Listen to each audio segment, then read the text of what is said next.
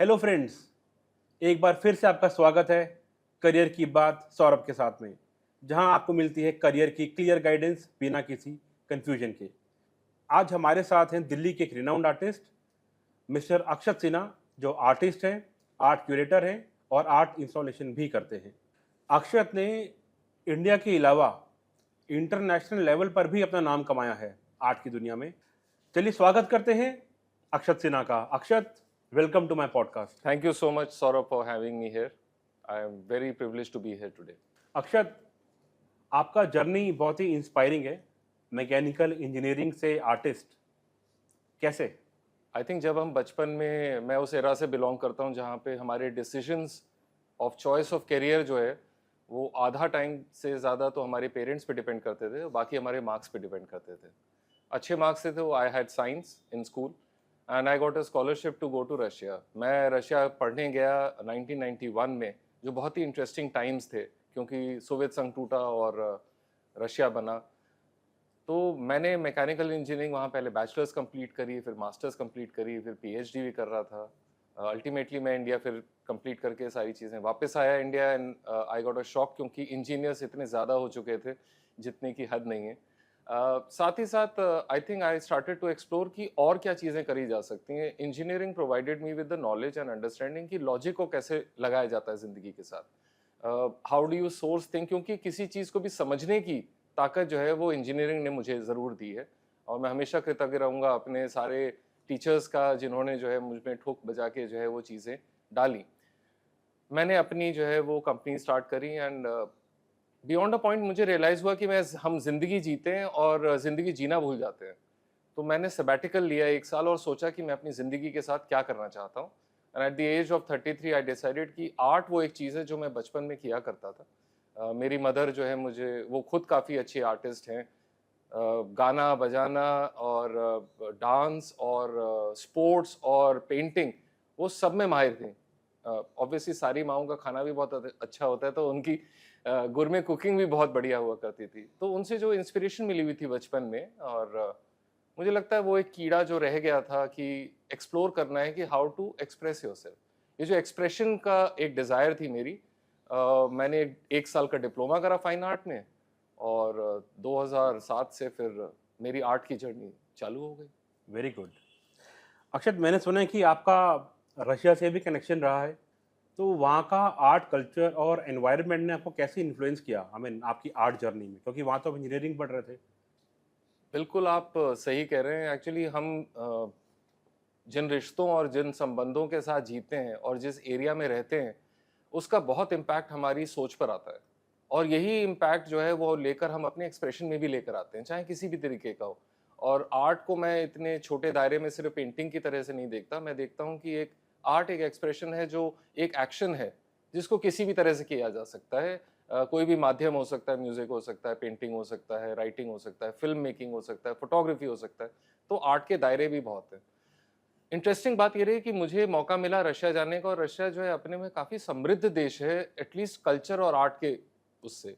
और बचपन से ही लोग जो है अपने बच्चों को ले जाते हैं, म्यूजियम्स ले जाते हैं, लाइनें लगती हैं लोग। और जैसे हम इंडिया में भी गए थे, हम नेशनल गैलरी गए थे या नेशनल म्यूजियम गए, या और भी कई म्यूजियम्स में हमें जाने का मौका मिला स्कूल के थ्रू। इंडिया में थोड़ा उसका रुझान एक पिकनिक की तरह रहता है, वो दोस्ती यारी की तरह हम जाते हैं, तो जो इंगेजमेंट आर्ट वर्क या उस म्यूजियम जो कहना चाहता है उसके साथ उतनी तरह से हो नहीं पाती। बट मैंने वहाँ देखा है कि हर उम्र के लोग रियलिस्टिकली काफ़ी इंटरेस्टेड होते हैं उन चीज़ों में जिसको वो देखने जा रहे हैं। फिर वो कंटेम्प्रेरी आर्ट हो सकती है, वो क्लासिकल आर्ट हो सकती है, ओपेरा जाते हैं, बैले जाते हैं। तो रुझान जो है और एक जो आपके दायरे खुलते हैं, आपकी आंखें खुलती हैं, वो बचपन से शुरू हो जाती है। तो मुझे एज एन इंडियन जब मैं वहाँ पहुँचा तो मुझे भी इसका एक्सपोजर हुआ। और काफ़ी सारे रशियन फ्रेंड्स होने की वजह से मैं भी म्यूजियम्स वगैरह जाता था, हम बैले वगैरह जाते थे। It used to be initially वो एक टूरिस्ट पॉइंट ऑफ व्यू से था कि ये चीज़ भी करनी है, बॉल्शॉय थिएटर जाना है, ये देखना है। बट वो धीरे-धीरे करके, जो क्योंकि आपके अंदर जो है वो इच्छा होती है, वो और प्रबल होती जाती है। तो आपको जो आपके आस-पास का एटमॉस्फेयर है, वो स्पेशली मेरे को रशिया जाके इसका काफ़ी बेनिफिट मिला। इस हद तक कि जब मैंने अपनी 2013 में इंडिया में अपनी पहली एकल प्रदर्शनी, मतलब अपना पहला सोलो शो किया, तो उसका टाइटल था दोज गोल्डन ईयर्स। और वो मेरे साल जो एज अ स्टूडेंट मैंने रशिया में बिताए थे 10 एक साल, मैंने उसका निष्कर्ष निकाल के एक पूरी एग्जीबिशन जो है वो तैयार करी थी। तो जहाँ तक आपका पूछने का है कि क्या इम्पैक्ट रहा है, तो I think my Russian days spent there बिल्कुल मेरे लिए वो गोल्डन डेज हैं। मैं समझता हूँ वैसे सबके लिए, जब वो स्कूल छोड़ के कॉलेज की तरफ चलते हैं और अगर उन्हें मौका मिल जाए अपने शहर से बाहर जाने का, तो वो उनके लिए सुनहरे दिन होते हैं। और उसकी वजह ये है कि जब हम स्कूल में होते हैं तो हमको छोटी-छोटी पॉकेट मनी मिलती है, लेकिन हमारे डिसीजंस हमारे नहीं होते। जब आप स्पेशली अगर आपको देश से बाहर, शहर के बाहर या देश के बाहर जाने का मौका मिल जाए पढ़ाई करने के लिए, तो ना सिर्फ आप पढ़ाई करते हैं बट आपके सारे डिसीजंस अपने होते हैं। तो ये एक बड़ा क्रिटिकल पीरियड है एक इंसान की ज़िंदगी में, क्योंकि आपकी दोस्ती जो होती है वो आप तय करते हैं और फिर वो दोस्त कब आपके जो है वो घरवाले से फ़ील होने लगते हैं और आप समझने लगते हैं कि दुनिया में कितनी अच्छाइयाँ हैं, कितनी बुराइयाँ हैं, क्योंकि बचपन में ये हम कई बार नहीं फ़ील करते स्कूल में। तो मुझे लगता है ये सच में सबके लिए गोल्डन पीरियड है और मेरे लिए तो क्योंकि मेरे को इतना ट्रैवल करने को मिला, इतने लोगों से मुलाकात करने को मिली। मेरी जो यूनिवर्सिटी है Russian peoples friendship university Moscow में, उसमें करीब 140 अलग-अलग देश के लोग पढ़ते थे। तो मेरे लिए तो फर्स्ट टाइम था, मेरा रूममेट जो है वो अफ्रीका में बेनिन देश से था। मुझे बेनिन देश की भी नहीं पता था कि ऐसा कोई देश भी होता है। तो ये जो बैरियर्स ब्रेक करने का मौका मिला बहुत सारे, इतने सारे अलग-अलग देशों से, लैंग्वेजेस से, तो मैं गया तो रशिया था, लेकिन मुझे एक्सपोज़र पूरे वर्ल्ड का मिला। तो वो जो एक मैं लेकर अपने साथ वापस आया, तो आज भी मेरी आर्ट में, मेरी प्रैक्टिस के अंदर मैं कहीं न कहीं वो कोलैबोरेशंस, वो यूनिटी बिटवीन ह्यूमन बीइंग्स कहीं से भी आ रहे हो, मैं उन चीज़ों के ऊपर काफ़ी फ़ोकस करता हूँ।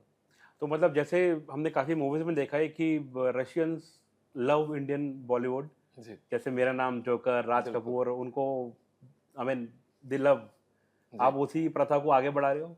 नहीं, नहीं, बिल्कुल इंडिया मैं आपको बताता हूँ कि हम लोग सड़क पे चल रहे होते थे और लोग जो ओल्ड लेडीज होती थी जिनको बाबुश्का कहा जाता था या मामुश्का कहा जाता था, क्या मतलब होता है ये? दादी। बाबुश्का मतलब दादी या नानी और मामुश्का मतलब मदर फिगर। ओके, तो वो जो चल रही होती थी वो सिर्फ इस वजह से कि हम इंडियन हैं।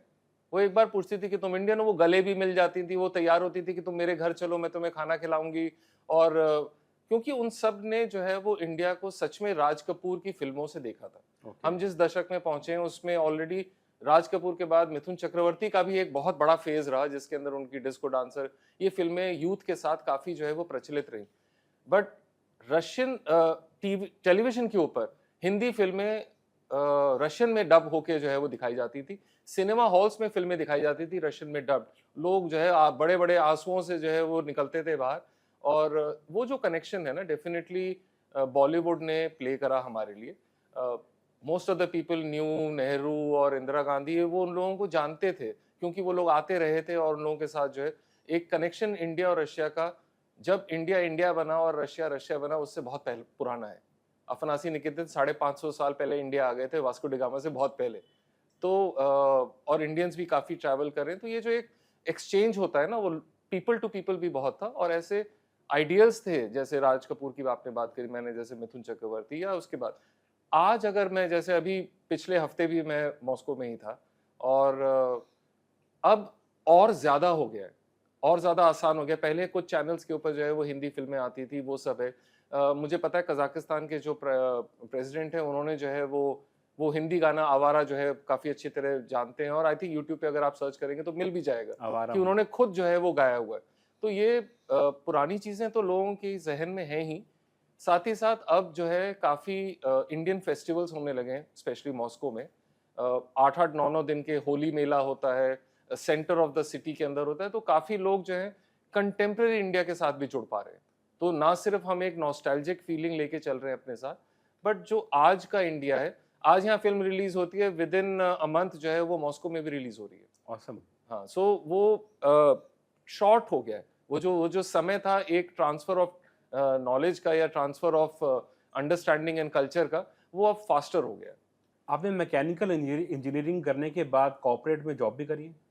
मैं एक्चुअली जॉब मैंने एज सच अलग से नहीं करी। I had my own organisation, मेरी अपनी कंपनीज थी। Okay. So I was the corporate employer, oh so awesome. To say. हाँ।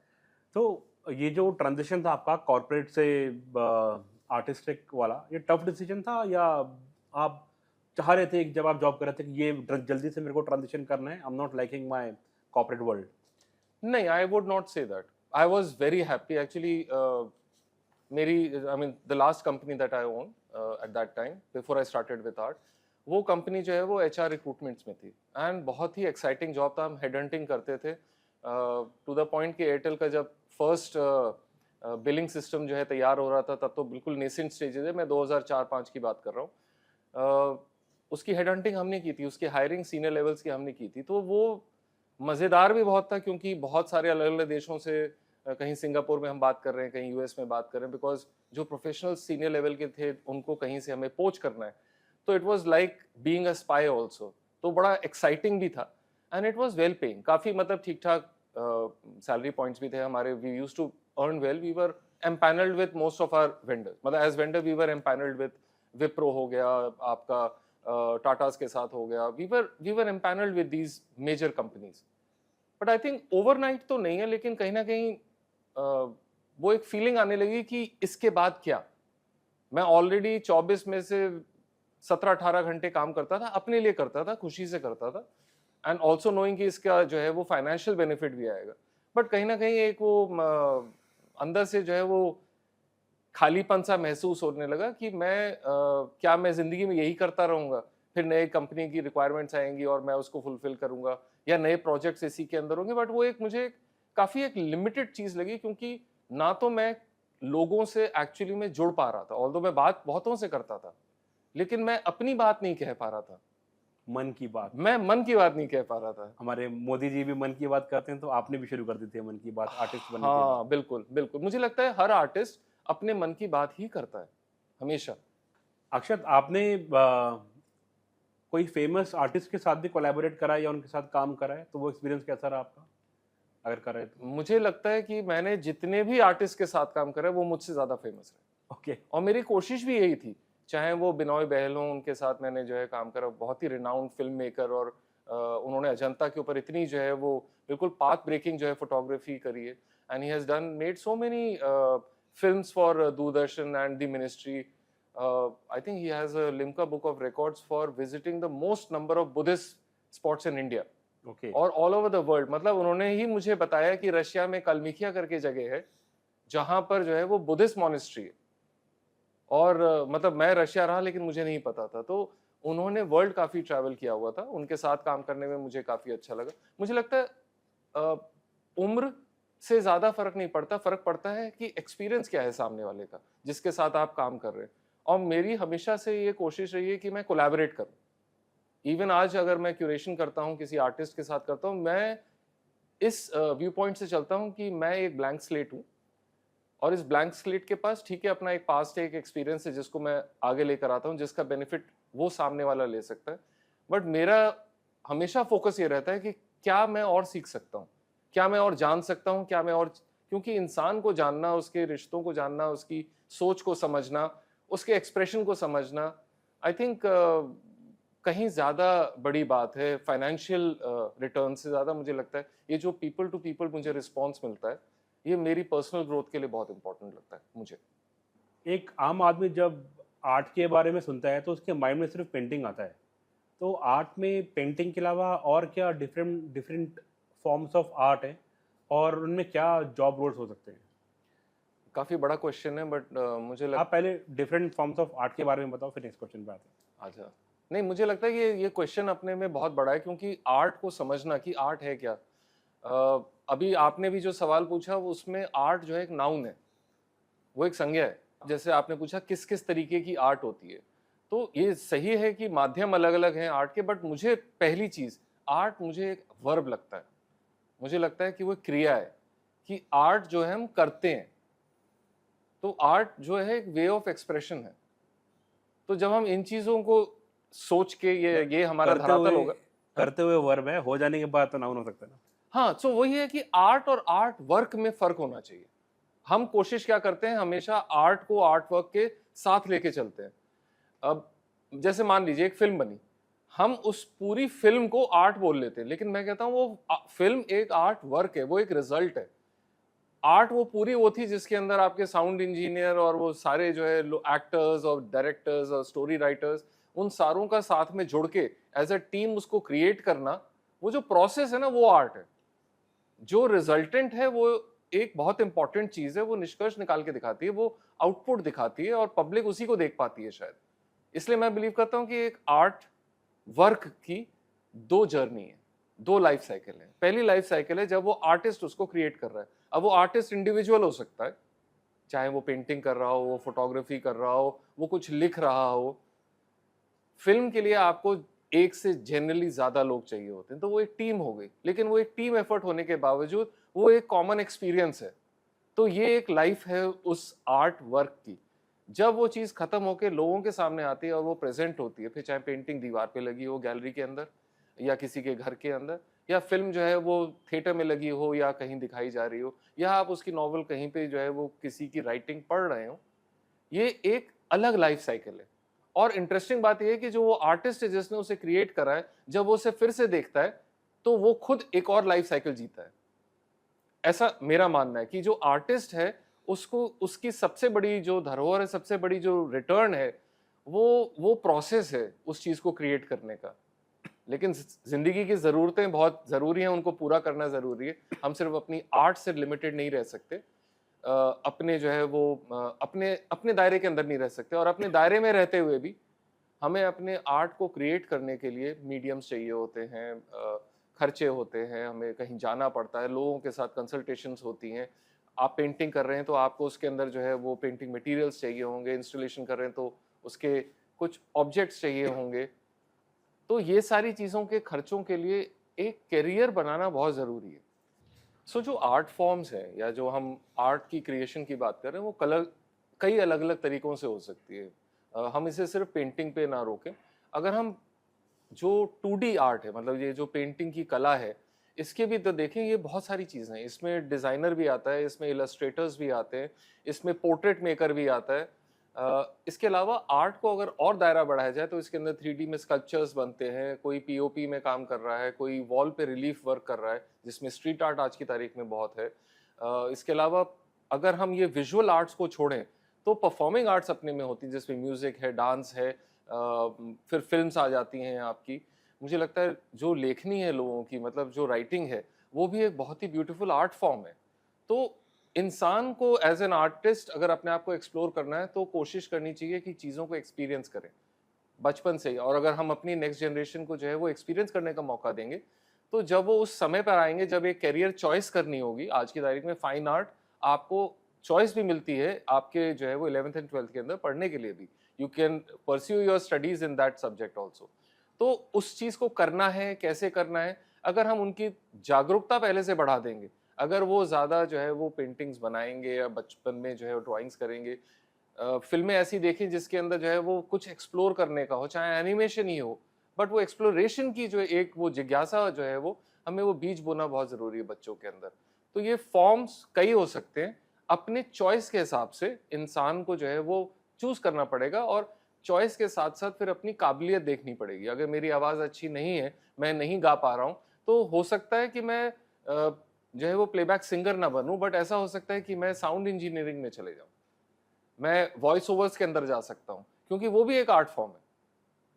तो एप्लीकेशन कहाँ जाके होगी, आप अपना पहले फोकस एरिया ढूंढिए कि आपको किस चीज में मजा आता है, क्योंकि जब हम अपने काम को ही अपना जो है वो मजा कर लेते हैं, तो आई थिंक हमें काम में मजा आने लगता है।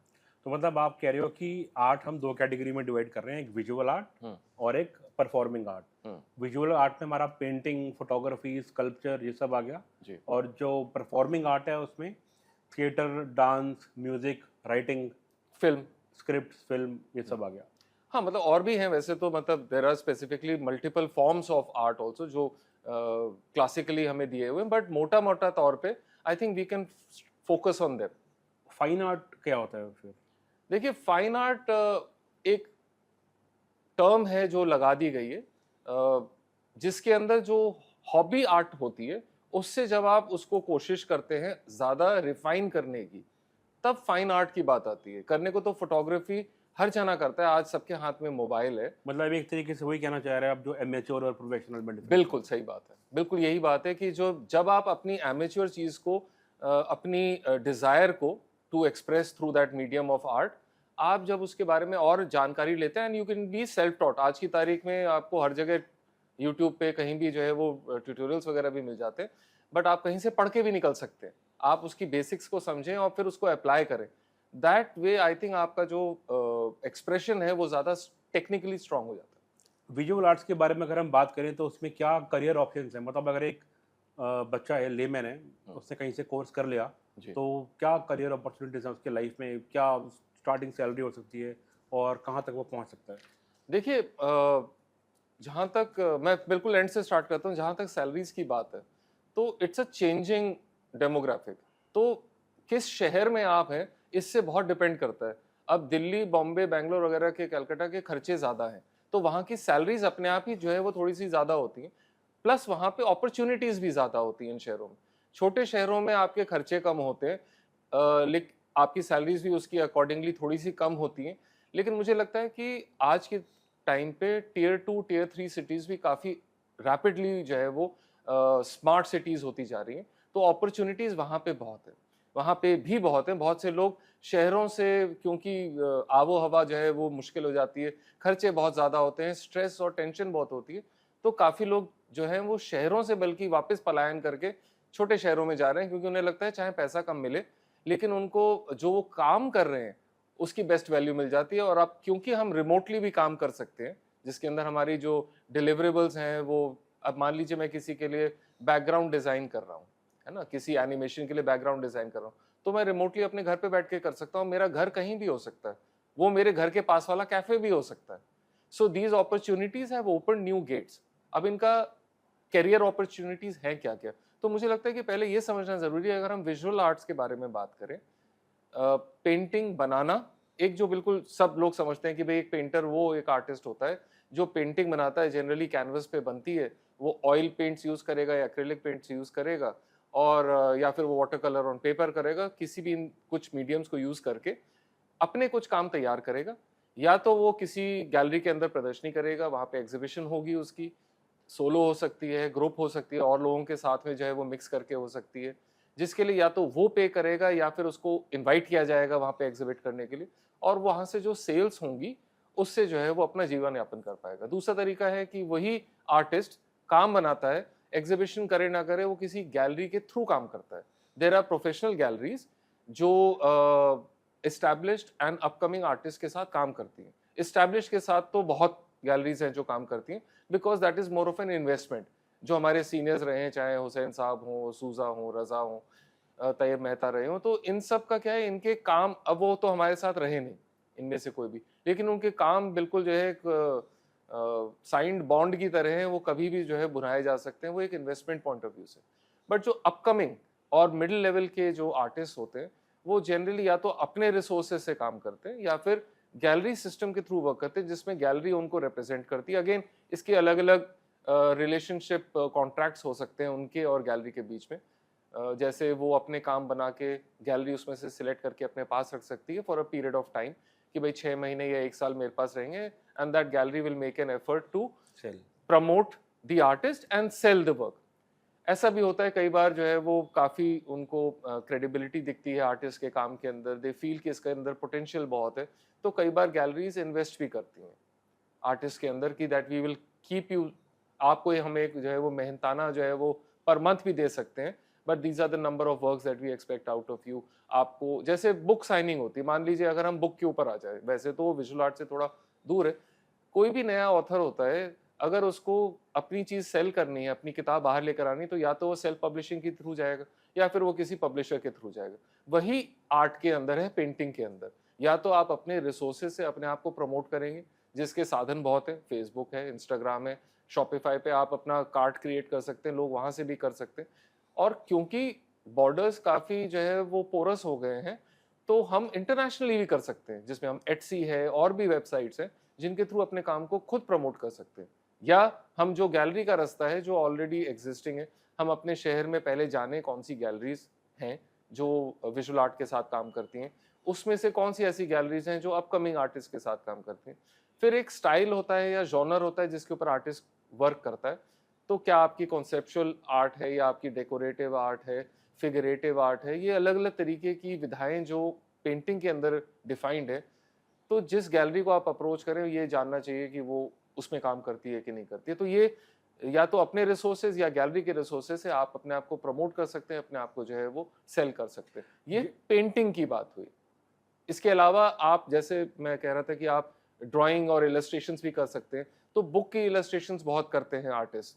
आप जो है वो बैकग्राउंड्स फॉर फिल्म्स या 2D में आप जो है स्टोरी बोर्डिंग करते हैं फिल्म्स की या एड्स वगैरह की भी। तो अपॉर्चुनिटीज बहुत हैं। दिमाग थोड़ा खुला रखना चाहिए कि मेरी जो आर्ट है या जो मेरी स्किल है वो मैं किस किस तरह से अलग अलग इंडस्ट्रीज के अंदर यूज कर सकता हूँ। आप अभी जैसे बुक रेटिंग के बारे में बता रहे थे, तो मेरे को एक थॉट आया। अब जैसे कुछ गोस्ट राइटर भी होते हैं, जी। तो ऐसे क्या गोस्ट आर्टिस्ट भी होते हैं? मतलब one artist is working for another artist on one particular theme. बहुत बहुत ओके। और तो ऐसे ये भी एग्जांपल्स एक रहे हैं, बट मैं मतलब नाम ना लेके, लेकिन आप एक चीज देखिए, बहुत पुराने समय में इंडिया में भी एक अटेलियर का सिस्टम होता था, गिल्ड होती थी, पेंटर्स गिल्ड होती थी। उसके अंदर आप अगर हमारे जैसे क्या होता था कि जिसके पास पैसे होंगे समाज में वही ऑर्डर दे पाएगा बड़े पेंटिंग्स वगैरह का, फिर वो या तो राजा है या कहीं का जो है वो हेड है किसी चीज का। तो अगर टेम्पल के अंदर पेंटिंग्स हो रही हैं, क्योंकि सबसे ज्यादा वहीं पे जो है इसका इस्तेमाल होता था, या फिर किसी के पोर्ट्रेट्स बन रहे हैं। तो जो ये आर्टिस्ट होते थे, ये एक पूरे गिल्ड के एक साथ होते थे, उनके अपने नाम नहीं लिखे जाते थे। अगर आप जाके देखें हमारे पुराने जो मंदिर हैं उसके अंदर, चाहे स्कल्पचर्स हो चाहे पेंटिंग्स हो, उसमें किसी आर्टिस्ट का नाम नहीं है, क्योंकि वो पूरे जो है वो सब जो है वो एक ही सा काम करते थे। तो ये प्रोसेस पहले से चलता रहा है। चाइना में हम जानते हैं कि एटलियर्स काफी वर्क करते हैं, 5-5 हज़ार लोग जो है वो सिमिलर टाइप ऑफ आर्ट करते हैं। तो वहां पर पर्सनल एक्सप्रेशन की बात कम हो रही है, वहां पे जो है वो वर्क और वर्क ऑर्डर को कंप्लीट करने की बात हो रही है। वहां पे मैं उस आर्ट को उतना आर्ट की तरह नहीं देखता पर्सनली। बट जो आपका सवाल है कि जैसे घोस्ट राइटिंग वाली जो बात है, मैं इंडिया में भी ऐसे कई एग्जांपल्स एग्जिस्ट करते हैं जिसके अंदर हमारे कई सीनियर आर्टिस्ट भी रहे कि उनके स्टूडियो के अंदर जैसे उन्होंने मेन पार्ट कर लिया, उन्होंने ड्राइंग कर दी, कलर फिल करना है, तो कलर फिल करने के लिए उन्होंने 1-2 लोग रखे हुए हैं जो उनके लिए, ताकि ज्यादा जो है वो प्रोडक्टिविटी भी बढ़ती है प्रोडक्टिविटी बढ़ा सके, ज्यादा काम जो है वो निकाल सके, बिकॉज गैलरीज की एक्सपेक्टेशन होती है कि लोग जो है उनको करें। तो ऐसी चीजें हमेशा से होती रही हैं और आगे भी होती रहेंगी। ये तो उनके आपस की बात है कि वो उसको कैसे रखना चाहते हैं। कोई अगर आर्टिस्ट अपने आप को सस्टेन करने के लिए घोस्ट पेंटिंग करता है, तो I don't think we should जज देम, बिकॉज वो एक उसकी ज़रूरत है जिसको उसे पूरा करना है। बट हाँ, मैं ये होप करूंगा कि एट सम पॉइंट वो अपनी आवाज़ को भी पहचानने की कोशिश करे और अपनी आवाज़ बाहर लाने की कोशिश करे। अक्षत, ये तो आपने विजुअल आर्ट के बारे में बताया। अगर हम परफॉर्मिंग आर्ट के बारे में बात करें, तो क्या एक जिसने नया नया कोर्स करा है उसके लिए क्या स्ट्रगल होता है करियर को लेकर? अब जैसे हम म्यूज़िक की या फोटोग्राफी की बात करते हैं, तो it's very tough as a freelancer कि आप ग्रो करो। तो मुझे तो लगता है कि पहले आपको जॉब ही करनी चाहिए। अब वो जॉब कैसे मिलती है, कहाँ मिलती है, वो बड़ा स्ट्रगल है। तो how how this can I think इसमें ना एक तरीका बहुत इंटरेस्टिंग जो अब आजकल जो है वो खुल गया है, वो है ओपन कॉल्स का। इंटरनेशनली काफी ओपन कॉल्स निकलती हैं अपकमिंग आर्टिस्ट के लिए। अब आर्टिस्ट में लूजली टर्म यूज कर रहा हूँ, फिर वो विजुअल आर्टिस्ट हो सकता है, फोटोग्राफर हो सकता है, फिल्म मेकर हो सकता है, कोई भी ठीक हो है। सकते हैं। और स्पेशली यंग आर्टिस्ट के लिए बहुत ऐसी अपॉर्चुनिटीज खुलती हैं।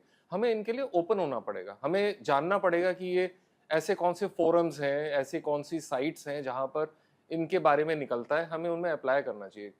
क्योंकि ना ये एक बार आपको अपॉर्चुनिटी मिल गई किसी भी रेजिडेंसी में जो है आपको पार्टिसिपेट करने का मौका मिल गया, ये ओपन कॉल, पहले तो आपको पैसे मिलते हैं उसके अंदर, है ना, आपको ट्रैवल मिलेगा, आपको रहना खाना पीना मिलेगा, और आपको कुछ उनके लिए वर्क क्रिएट करना पड़ेगा उसके एवज में, और जो भी कॉन्सेप्ट होगा। बट आपको उससे बहुत बेनिफिट मिलता है, आपका सीवी स्ट्रांग होता जाता है। क्योंकि हर जना ये जानना चाहता है कि जिसको मैं एम्प्लॉय कर रहा हूँ या मैं जिसका काम ले रहा हूँ या जिसके साथ मैं काम करने की कोशिश कर रहा हूँ, उसकी पेडिग्री क्या है, वो उसने क्या ऐसा किया हुआ है कि उसको कैसे हम यूटिलाइज करना चाहेंगे। हमेशा से ये प्रॉब्लम रही है कि एक्सपीरियंस कब आएगा अगर जॉब नहीं मिलेगा तो, और जॉब नहीं मिलेगा तो फिर एक्सपीरियंस कैसे आएगा। तो ये चिकन एंड एग स्टोरी को हम कई तरीकों से ब्रेक कर सकते हैं। तो open call is a very good option जिसमें आप रेजिडेंसीज वगैरह पे आप ध्यान दें। मुझे क्या लगता है इवेंट, सॉरी, क्या होता है ओपन कॉल? मतलब how it works? So open call का फंक्शन ये होता है कि अलग अलग नेशंस के अंदर अलग अलग ऐसी संस्थाएं होती हैं वो गवर्नमेंट बेस्ड हो सकती हैं, प्राइवेटली ओन्ड हो सकती हैं, किसी की ट्रस्ट हो सकती है, जिसके अंदर जैसे मृणालिनी मुखर्जी फाउंडेशन है, ऐसी फाउंडेशंस वगैरह होती हैं जो ऑफर करती हैं कि इस साल हम ये 4 आर्टिस्ट को इस तरीके की चीज़ें अगर वो कर रहे हैं तो हम सपोर्ट करेंगे उनको। तो उसके अंदर फ़िल्म हो सकती है, पेंटिंग हो सकती है, राइटिंग हो सकती है, इस तरीके की अलग-अलग चीज़ें होती हैं। तो ये फ़ोरम्स होते हैं और इंस्टाग्राम, फ़ेसबुक, ऑनलाइन गूगल के ऊपर आप जो है वो सर्च करें, आज तो एआई आपको जो है वो लेटेस्ट जितनी है विद द उनकी डेट्स होती हैं, डेडलाइंस होती हैं जिसमें आपको अप्लाई करना है, क्या फॉर्मेट है उसके लिए, आपको अपना पोर्टफोलियो बनाना पड़ेगा, काम आपको उसके लिए भी करना पड़ेगा। लेकिन उसका फ़ायदा ये है कि आपको एक ही बार के अंदर जंप मिल जाती है, you get recognised by those people. फिर जब आपके शोज़ होते हैं या आपके बारे में बात करी जाती है प्रेस के अंदर, तो एक क्रेडिबिलिटी बिल्ड होती है। तो ये चीज़ें जो है मतलब ओपन कॉल डेफिनिटली आपको एक जंप देती है। दूसरा मुझे लगता है अपने पोर्टफोलियो पे बहुत ज़रूरी काम करना चाहिए लोगों को।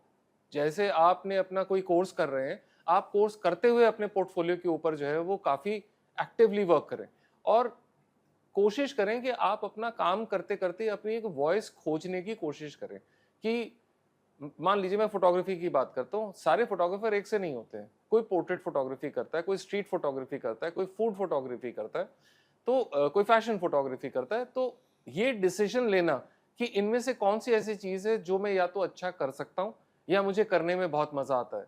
इन 2 पैरामीटर्स एंड ऑब्वियसली तीसरा सबसे इम्पोर्टेंट कि इसमें मेरे को अपॉर्च्युनिटी किससे मिल रही है, क्योंकि लक बहुत फेवर करती है। आपके आस-पास के लोग हैं, आपके सीनियर्स हैं, उनसे जो है आप प्रेरणा लें, उनके साथ काम करें। मुझे लगता है असिस्टेंटशिप लोगों के साथ करना ये हमने कम कर दिया है। ऑल्दो इंटर्नशिप काफ़ी होती हैं, बट मुझे लगता है वो इंटर्नशिप एक मार्कर की तरह होगी कि आपने टिक करा और खत्म हो गया। These are very important opportunities to work with someone, देखना कि वो कैसे काम करते हैं, क्योंकि किसी आर्टिस्ट को उसकी आर्ट करते हुए देखना और उसको असिस्ट करना, आई थिंक वो एक लर्निंग एक्सपीरियंस है जो कहीं और से नहीं आ सकता। कोई किताबें आपको वो नहीं पढ़ा सकती, वो आप प्रैक्टिकल के अंदर सीखते हैं। तो जो मैं कह रहा था कि आर्ट वर्क की 2 लाइफ साइकिल है, आप उस पहले लाइफ साइकिल का जो बड़ा एक इंटीमेट सिचुएशन है आर्टिस्ट और आर्ट वर्क के बीच में, आप उसका पार्ट होने का मौका मिलता है आपको। तो उससे जो सीखने का मिलेगा ना, आप उनके एक्सपीरियंस से बहुत सी चीज़ें उठा सकते हैं। सो असिस्टेंटशिप करनी चाहिए। आपको जो है जॉब करना चाहिए, क्योंकि जब तक आप जॉब्स नहीं करेंगे, चाहे वो शॉर्ट टर्म जो है वो आपको मिले, आपको किसी मान लीजिए आर्ट फेयर के साथ काम करने का मौका मिलता है, तो वो भी एक एक्सपोजर है। क्योंकि एट एन अर्ली स्टेज आपको जितने ज़्यादा एक्सपीरियंसेस होंगे, जितने ज़्यादा एक्सपोजर होंगे, आप अपने बारे में ज़्यादा पहचान पाएंगे कि मुझे क्या करना पसंद है। साथ ही साथ मैं कहाँ बेटर सूटेड हूँ, ये भी आपको पता चलने लगता है। And while you are doing these things, आपका सीवी भी स्ट्रांग होता चलता है। तो आई थिंक इनिशियल पीरियड में इंसान को एक्सपीरियंस के ऊपर फोकस करना चाहिए। आर्टिस्ट का क्या जॉब रोल होता है, वो क्या कर सकता है, वो तो आपने बता दिया। अब बट आप आर्ट क्यूरेटर भी हो, आर्ट इंस्टॉलेशन भी करते हो, तो ये क्या होता है? व्हाट इज़ आर्ट क्यूरेटर और व्हाट इज़ आर्ट इंस्टॉलर?